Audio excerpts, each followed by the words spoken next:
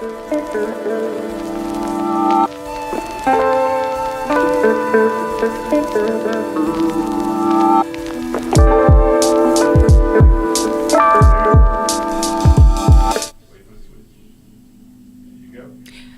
afternoon. Thank you for tuning in to Letha's Real Talk.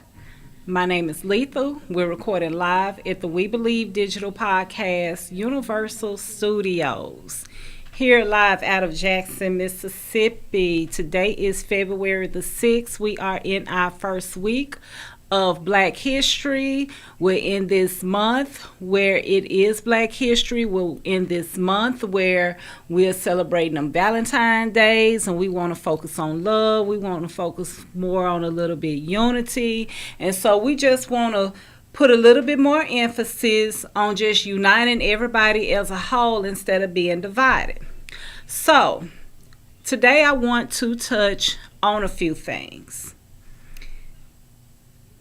My position and my opinion is we have to learn to stop shifting the blame on other people. If you're unhappy with yourself, if you're not happy with your job, if you're not happy in life, if you're not doing things to help add some type of excitement, joy, and peace to yourself on an everyday basis, then it is very hard for you to put that type of energy out there in the world. As we sit up and we speak about Black history, I just want to talk a little bit about my history and history that I know. I spoke last week about things that I didn't like as far as negative things that was being put out from social media. I kind of touched on a little bit about things that I felt were being put negative out about the church. So let me just talk about some things that I personally grew up around and a little bit about my personal background. On my mother's side, my mother's grandfather, Cy Bogan, he used to be a slave. When Cy met Big Mama, which was my grandmother's mother, Big Mama may have fell around the age maybe 18 or 19. Cy Bogan may have been around 58. At that time, Cy Bogan was also the founder of Isaac Chapel Christian Methodist Episcopal Church. I have another great-grandfather, my mother's other granddad, her paternal granddad, her father's granddad. He was Captain Bell. He was the founder of Liberty, one of the founders of Liberty Hill Missionary Baptist Church. Well, how would I know these things? I know these things because these were things that I was truly taught. My grandfather, Parker Bell, we called him Prof. Prof literally taught in a church school, then in a school. Family had, I'm just speaking just from my mom's side, family had plenty of land. One of my great-great-grandfathers, I think, or maybe great, affiliation was a Confederate soldier. When I think about racial divisiveness, there were things that I've never heard my family experience on my mother's side. If they pick field in the cotton, if they picked cotton in the field, my apologies, it was the field that they owned. If they worked the farming, it was the farms that they literally owned. My grandmother was a homemaker. All of her daughters knew how to sew. The granddaughters that she raised, they knew how to sew. They could make anything by hand. Literally, I grew up, I was taught how to chop wood, and I'm not talking about chopping wood with a chainsaw. I'm talking about chopping wood with an axe. I had to shuck corn. I had to shell peas. I had to get out in the flower bed. My mother's children did not have an option. These things that I could not stand at some point, but these things that also helped groom me. I never remember a point to where we didn't have to get up and do something. We didn't have to get up and do some type of work. If I went to visit my dad's mom and I was glued to her hip, and my youngest aunt on my dad's side's hip, I was glued to my dad's family on the hip. I was always in the kitchen. I was taught to cross stitch at an early age. I still had to get out and get in the garden when I went to see my other grandmother. We was made to go outside, and we had to help my uncle wash the car. My uncle made it a priority to know that we understood basic piano things. We had ears for hearing certain types of music, had to sing in a church choir, had to go to the band, we had to be in the band, had to keep your grades up. These are just things that was truly grounded and rooted and embedded inside of me.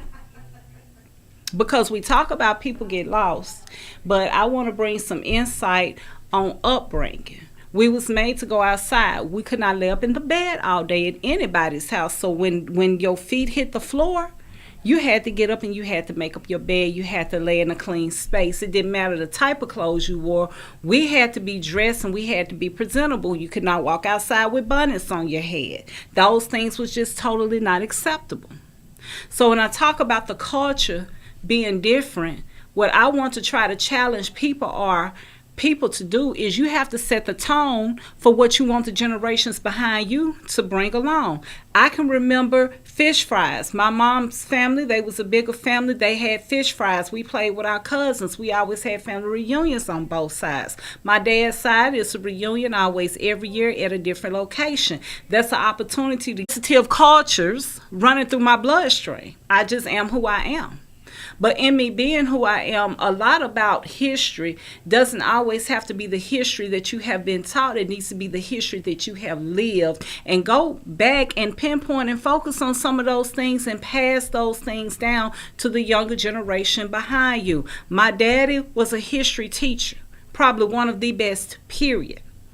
That was a situation my daddy told me about. My daddy was teaching at one of the beautiful schools in Mississippi, and I'm not gonna say which particular school it was, and he shared with us how he had this student that challenged another teacher in a particular class. So when the student challenged the teacher about something, my dad was literally called in the office. Well, he was called in the office because they was almost approaching him as if he was teaching history in a way that he should not have been teaching history.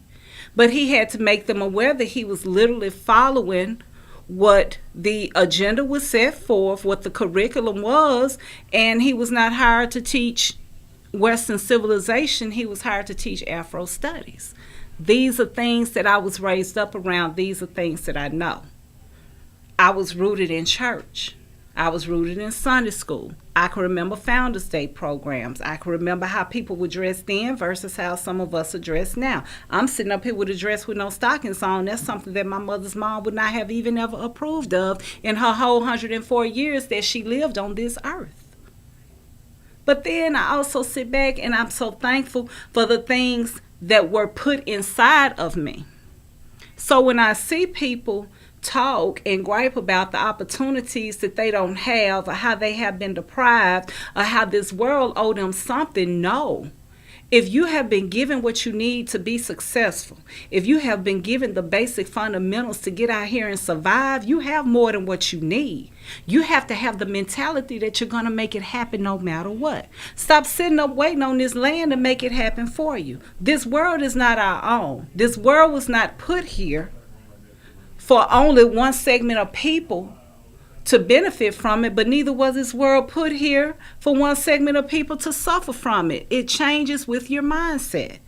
I can't be mad at people for how much money they come from. I can't be upset with people with that. I made a post this morning on my social media. Working hard, that stuff don't mean nothing if you don't know how to financially handle your money, if you're not living beneath your means. These are things that we were taught to do. My grandparents didn't live extravagant lives, and they didn't wait till they was 60 and 70 years old to retire, and guess what? Neither did their children. So when people talk about, look at me, and I talk about early retirement, and I want to break the mold. My dad was 48 when he retired. My aunt was 51. These was educators, but these was also people who chose to live a certain way. We had decent clothes. but nobody was buying $100 pair of shoes. We wore new clothes, but most of those new clothes came off the reduced rack, not off the full price retail rack. And so part of thinking about history, not just the history that people teach you in the textbooks or that you see on the internet, think about the history that you know it for yourself. Talk about your own history. Make your own history. Be that living legacy or be that living legend. Leave that footprint on how you want the world to view you or how you want the world to deem you. I'm so thankful for how I was raised. I truly am. I'm not here to critique what other people did, but what I do want to encourage us black people, at some point we have to shake this mindset that you're not where you need to be because the system is not designed to help you. It don't have to be designed to help you, because if you was given everything that you needed to survive, if you was given everything that you needed to go out here and be successful, if you have been given the tools and the resources, I tell people, my kids got reading, writing, arithmetic. My daughter knows how to change a flat tire. My sons, they know how to change oil. They can sew a stitch in their hem. They know how to put a crease in pants. They understand that when you wash white clothes a certain way and you wash color clothes a certain way, they truly understand it. My young men that I have, they know how to tie a necktie. My daughter is good with hair. She's good with drawing. All of my children know how to paint. My sons know how to lay flooring down. And I could just keep going on and on and on about the things that they know how to do. They were taught to cook. They were made to clean. Now, whether people choose to go out here and be clean, that's something totally different, but they was rooted a certain way. There were things sometimes I look back and I feel like I probably deprived them of that I didn't do enough of, but guess what? They was made to go outside. People wonder why my kids can't sit still. My kids been going outside since they could walk. When my daughter's Barbie cheap ran out of charge, my boys was behind her pushing her at the ages of like 4 and 5. So think about your history. Think about what has it done to you in a positive manner. And also think about not trying to hate the world or hate people just because things don't work in your way. And understand the fact that we all don't have to agree with everything. We need to be okay with disagreeing with people, but part of disagreeing is being able to reason with people and understand that it's not always about your race. It has a lot to do with your upbringing. There's somebody right now that wish they had the life that you had when you grew up, and there are parts of your life when you grew up that you don't even like. And yes, we need more hope. We need more joy. We need more peace. We need more laughter. We need more fun, but we still need more knowledge. Part of the knowledge are some things that I'm going to touch on. But part of the knowledge that I feel like that people have been deprived of is economic knowledge. It's economics. That's why I'm not going to push the narrative, you got to get out here and work 50, 60 hours a week. No, you don't. You need to learn how to maintain your money. Okay, you need to learn, is it beneficial for you to invest? You need to learn, well, hey, these are things that you can do right now when you can go on and start implementing these strategies, but how can you do any of that if you are not taught it? And above everything, the first day we need to do when we wake up in the morning, you got to have some sense of gratitude, because if you don't have gratitude, you cannot be humble and you cannot put love out here in the atmosphere. And when you seek love, love starts with self. So all of this, I'm in love with people who not in love with me back. Be in love with yourself first. Love on yourself. Cater to yourself first. Don't expect nobody else to do it for you. It's not for the world to make you, it's not for the world around you to make you happy. It's for you to have the inner happiness within yourself. And sometimes you have to take a step back. You have to count your blessings. You have to be thankful for what it is. But outside of being thankful for what it is, you need to give yourself a harsh reality about the changes and things that you need to do. Listen, we're about to go to a brief commercial break. I thank you all for tuning in right here at Letha's Real Talk on We Believe Digital Universal Studios. If you can, please hit the like. Please hit the share button and invite other people to join in, and we'll be with you in just a few moments. Thank you. Are you dreaming of becoming an entrepreneur, but you're not sure where or how to start? At Entrepreneurs Academy 101, our online program will guide you step by step on how to start and grow your own business. We offer courses such as how to write a business plan, how to create a budget, and so much more. Our online training program is designed for you to learn at your own pace, and there's no set order to complete this program. Because our academy is online, you have the choice to learn with a group, with friends, or individually. Upon completion of the entire curriculum, you will receive a certificate of achievement to acknowledge that you have completed the training needed to become a successful entrepreneur. So enroll today to design the life that you love. Contact your entrepreneur coach, Brenda Myers, at 601-672-0695 or visit our website at www.entrepreneursacademy101.com for more information. SocratesGarrettENT.com is a diversified firm specializing in recycled aggregates and crushed concrete. SocratesGarrettENT.com's recycled materials provide the construction industry with significant economic and environmental benefits by recycling clean concrete rubble into M.Dot grade rock materials. Recycled aggregates and crushed concrete can be applied to driveways, road construction, bank protection, parking lots, general bulk fills, and more. For more information, please call 601-896-0084 or visit us online at SocratesGarrettENT.com.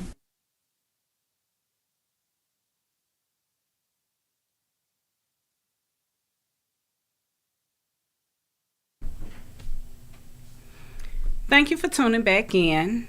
I'm Letha. We're here live at the We Believe Universal Studios, and today we're talking about my experience on Black history, talking about unity, talking about love. Every day I get up and I start with gratitude.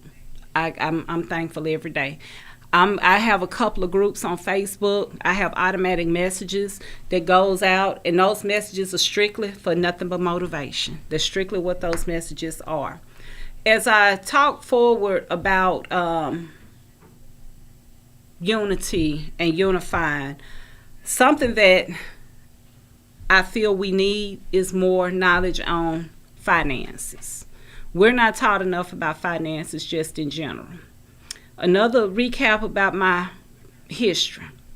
Back in 2014, 13, or was it 12 or 13? Back in 2012, my life took a turn. It took a drastic change. Truly did. So a lot of how I was used to being taken care of had got cut off instantly, just like that. I ended up having to move somewhere. I found me a rental house, and I was still working in the shop. I've never invited my brother in my personal financial space until I was in a horrible financial bind. So I called my brother on the phone, and I like, hey, I need you to go over a budget with me. I need some financial help. I need some guidance. And as my brother went over it with me, and I mentioned it before, he's been in banking for years. That's just mainly what he's done, mortgage and banking and all these type of things. And as he's going over my finances with me, I didn't have cable and all of these extra things. The only extra money I was spending on a monthly basis was going to tithes at church. So my brother, he was like, listen, I need to tell you something, and I'm going to need you to trust this process. You cannot afford to put the money in church that you're putting in church. And I was like, no, I don't want to block my blessings. I don't want to do this. I don't want to do that. My brother said, listen to me. This. Let me tell you something. Our grandparents, they paid their bills. There were a lot of people in the generation of my grandparents. They didn't per se teach their children about finances, about balancing and budgeting. So if their children weren't taught it, then it trickles down. It was just some stuff we wasn't taught. And those things also trickles in the church. So he spoke to me about how when he would visit other churches do things a certain way. Other churches of different ethnicities, of races, I'm going to go on and say it. They don't have the amount of collections that Black churches have. And I'm like, I can't do that. I can't, not pay my tithes. He was like, you're gonna have to trust this process. If you trust what I'm telling you, the Lord is gonna take care of you. So in me trusting that process, at first I felt so convicted. But the money that I was lacking every month was the money that I had been putting in church at this particular time. So it took me a while to be okay with that. It took me a while that if I showed up for church and I just don't have it to give, I'm not going to try to make myself give it and then figure out how to handle everything else. Mind you, there was no eating out. There was no shopping for my kids. My car had already got repoed, so I didn't have insurance. I didn't have a car note. I didn't have cable. I mean, I was just really down to the bare minimum. I was down to just rent and utilities. That's what I was down to. People was blessing my children. They would randomly buy my kids clothes, or they would randomly give me money for my children. So I wasn't living this extravagant lifestyle at this particular time. And so over the years, as I got more rooted in my word for myself, that's why you have to study to show yourself approved, not believe everything somebody else tell you. I started working more on a one-on-one relationship with my creator. And as I started working on my relationship, I started understanding how discernment goes. And I started understanding that there was just some things financially that I just was not taught to do. So a lot of my habits and a lot of my urgency to do things financially, I can't say it was the fault of what I was not taught, but however, it was the fault of the ignorance, because it was the fault of the knowledge that I just did not have. And so as things started working out better for my favor, my brother was truly right. I had to trust the process, but me trusting the process, I had to start looking at money differently. I don't like that it's so many people struggling in the world. No matter what your race is, no matter what your political belief is, no matter what your sexuality is, no matter what your religion is, I don't like that people are struggling. And I also don't like that American culture is tied up in consumerism to always keep the economy going. There are a lot of people working past a certain age because they have to work. Well, what if I sat right here and told you, look at your money different. Treat your money like you truly have no money. Start living today like you truly don't have it. You don't have to go buy a new outfit. My goal is early retirement. I'm not giving myself to the age of 50. I want to enjoy life. I'm kind of semi-retired now because I have truly cut my hours on my job. But it took a process for me, and I'm still in the process now. But what keeps me going is I pay attention and I go through my head about what I was raised around. My aunt would always tell me she was never going to be house poor and car poor. I never understood that. People would try to tell her she need to sell her house, she need to sell this. Well, guess what? The main one that people would try to tell what to do with her money was the one who lived beneath her means, and that's the one who don't need any money right now. And she was able to retire at the age of 51. She can do what she want to do. She can come and go as she chooses to go. That's history for me. And it's reality for me.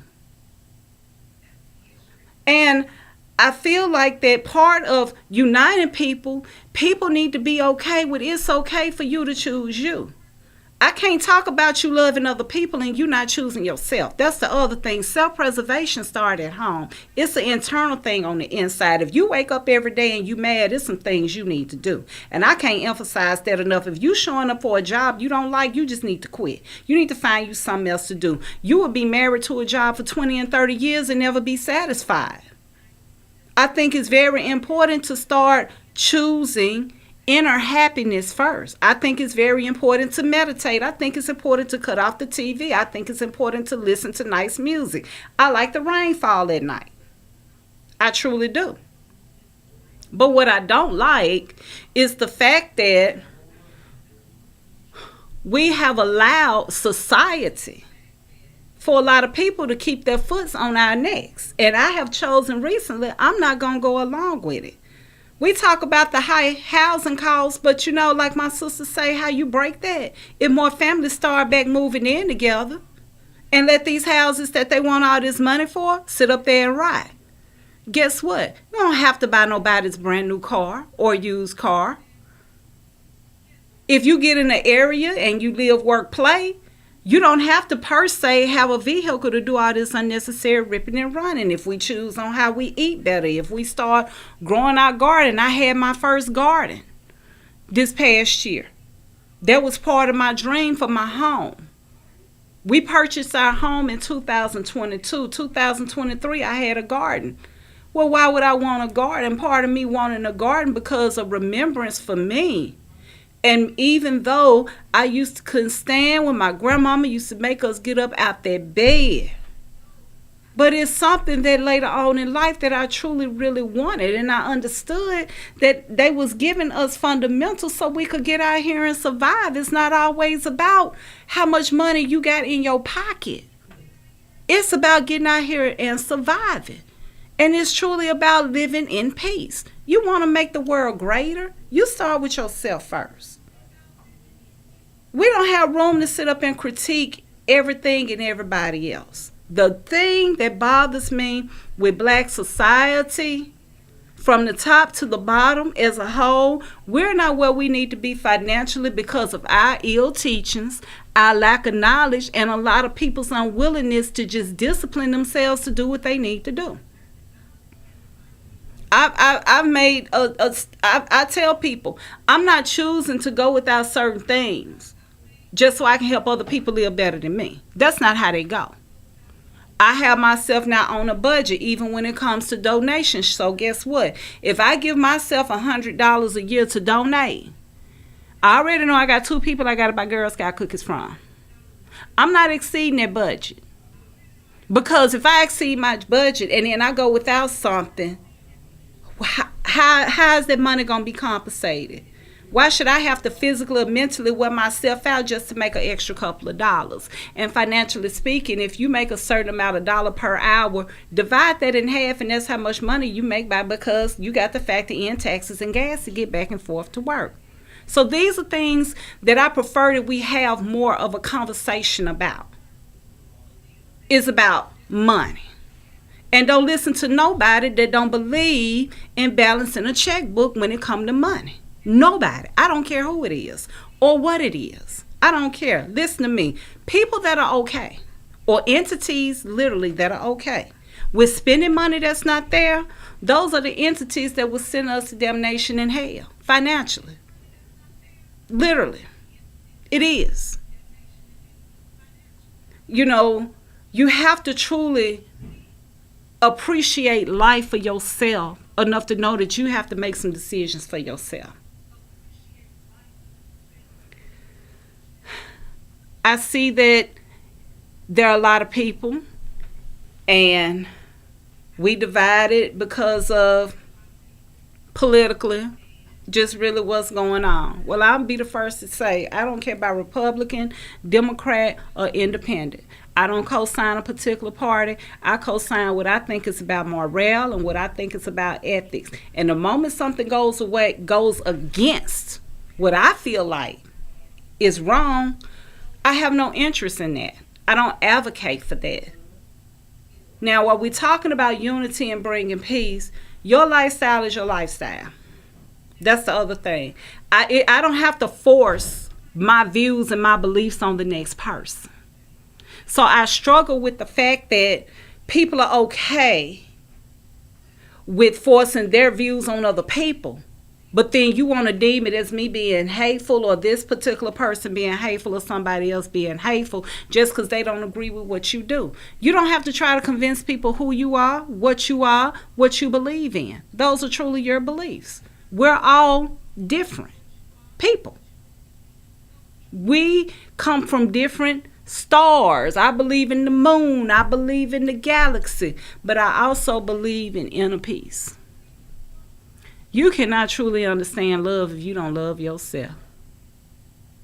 And don't let nobody tell you, ladies, because I feel like I need to say this. You ladies who are in relationships, Don't let nobody else tell you how your lady or your man or whatever type of relationship you in need to treat you. You know what you need. We all require something different. Stop looking at other people, hoping and wishing for their lifestyles, and just focus on yourself. Take a moment and look at yourself in the mirror and work on being a better person for you. If you truly focus on being wholeheartedly happy within yourself, loving the skin that you in, making yourself happy, everything else will fall into place. Change your routines and change your patterns. Change the people you confide in, or don't confide in no individual at all. You got the Creator. We all have an ultimate being that we seek some form of insight from or some form of covering from. Seek that for yourself. Work on your health. Work on your physical and mental health. I cannot emphasize that enough. If you don't take care of yourself, don't expect nobody else to take care of you. And don't try to make these younger people feel like they're not good enough. And that's another thing that bothers me. I was in a meeting one time with my job, and my franchisee said something that will always stick with me. The thing about different generations, the generation before, I always feel like the generation behind them is more effed up than what they were, and that's true. We always want to talk about, how somebody was raised. We always want to talk about, what people should or should not be doing. Just focus on you. If it doesn't affect you, just focus a little bit more on you. And if it's something you see that somebody is not doing, then take that as a learning tool and implement it. Share your stories and share your journeys with other people. It's never too late to start over. It's never too late to walk into your dream. It's truly never too late. But one thing that we have expired on is focusing, in my most humble opinion, a little bit more on being economically stable. If it's something I could leave with anybody today, let me tell you this. Last year in my house alone, just my house alone, the combined income was $50,000 less. 50 grand less. I can't get mad always at what's happening around me. There's a saying that, I can't control what you do to me, right? But I can control how I respond. The only reason I knew that is because I paid attention to the statements at the end of the year. Now, I knew at times it was kind of tight. I just wasn't sure how tight, because we still live well. The bills still got paid. There were certain months that I could pay attention and know that not as much money was in the account as normally as it was put in advance ahead of time, but we still made it through. My body is not the same that my body was even a year ago. I was involved in a bad accident almost a year ago. Literally, it was this month. So I have to make a decision, truly, what do I want in life? It's not for me to try to get everybody on board. So what I want is, I want more control over my time. Well, how do I get more control over my time? Well, I got to cut my hours on my job. Well, how your bills going to get paid. I can't always worry about that. I have to worry about positioning myself and trusting the process. And that goes back to what my brother told me that one time. Sometimes you just truly have to trust the process. If you move in a good faith manner, good faith things will come to you. Now, sadly, unforeseen circumstances happen to good people. I truly have no answer for that. I truly don't. But what I will tell you all is, you have to move in good faith toward yourself. And you will be greater for the whole world around you. And if it's something you don't like, don't stand for it. You don't have to make noise about it. You don't have to try to convince people why. You don't have to explain to people. You know, we fall in this thing where we want to just explain stuff to people. You ain't got to explain nothing to nobody. What you said is what you said, and if you believe what you said, then you stand on that. You truly don't have to try to explain stuff to people. But what you do is you need to pay attention and you need to be aware. Don't fall for things that people tell you just because it sounds good or even just because they got a smile on their face. Pay attention to the lifestyle that you want and you start seeking that for yourself. There is nothing you cannot do. There is nothing you can't have. There is nothing you can't be, and there is no place you cannot go if you're willing to change your mindset. Another thing, I said my grandparents didn't work past a certain age. Neither did their children. I don't agree with a lot that's happening in this world financially. And guess what? Just as well as I don't agree with things, I have to choose what I'm going to do and how I'm going to respond to it. Now, it's something that I want to say, and this is part of my beliefs. Politics need to stay out the church. Y'all need to keep it out the church. I ain't just talking to black folks. I'm talking to all churches. Y'all need to keep politics up out of it. Okay? You want to know why your membership is declining? Keep talking politics. These platforms, these are for politics. People like me. And I used to be in a pastoralship position. A good bit of y'all know that. Politics don't belong in nobody's church. It's just not. If you're not advocating to truly make people better, then you need to keep that kind of stuff out the church. People that are raising families and helping other people with their kids' upbringing, you need to be, it's okay to discipline people. I'm not against it. And we need to be okay with not just people chastising our children. We need to be okay knowing that there is nothing wrong with your child learning how to read or spell their name. Stop assuming everything is about stopping you from progressing.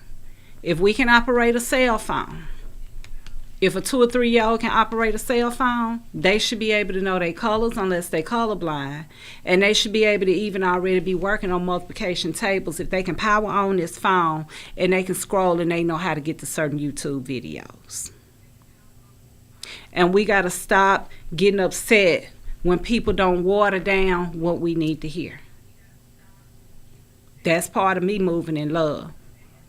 Pushing people beyond their comfort zones, because we can truly do better, not just as a world of people, black people, but we can do just better as a people in general. Now, I'm going to end this on Black history. I don't agree with defund the police. I agree with funding police. My uncle, Osmond Bell Sr., was one of the first 3 black sheriffs to get sworn in the state of Mississippi. Because if I'm not mistaken, back then they didn't do all this separate swearing in. I don't know, but he was one of the first 3. He was the first black sheriff in Marshall County, and he was killed in a line of duty during a drug bust.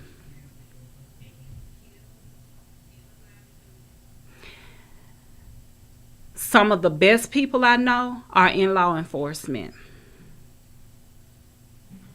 Period. I will not sit up here and advocate for defunding something that we need when we know that's what's missing in this area is a lot of structure and a lot of accountability.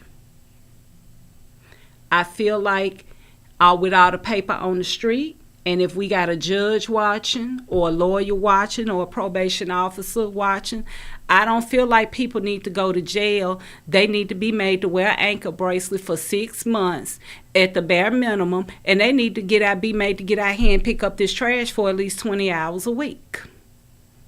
Now, if they're not working, they need to be made to pick up the trash for 40 hours a week. I feel like that. Because we want to talk all this other stuff, and we not addressing that some of these people as well living in the city, they're destroying the city. People are not coming across county line tearing up the city. It's the people in the city. So how you going to expect other people to love your city and you not loving your city? And garbage people, listen. Well, you know what, folks? Just put all your trash in a trash bag, because the garbage folks ain't gonna do nothing but throw your trash in the truck, and it's gonna keep. And that's what's putting the trash out here. It ain't just people throwing trash in the city. Because I want y'all to know, I saw some stuff.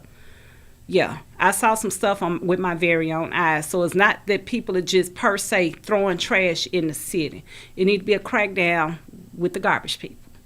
That's some of what's happening. Okay. Let's not make everything about race. Let's stop making stuff about politics. No one race is married to a political party, because I darn sure ain't married to no political party. Never have been. And let's know that you cannot love nobody else unless you love yourself. Listen, I thank you all for tuning in today to Letha's Real Talk. Right here, We Believe Digital Podcast, Universal Studios. I am Letha. You can follow me on all social media platforms at Letha's Real Talk. Hashtag LETHASREALTALK. Once again, we're here, We Believe Universal Studios. Please check us out on Facebook, Instagram. Check us out on all social media platforms. Sponsorship packages are available. If you want to get more notoriety for your business, check out We Believe Universal Studios. Thank you.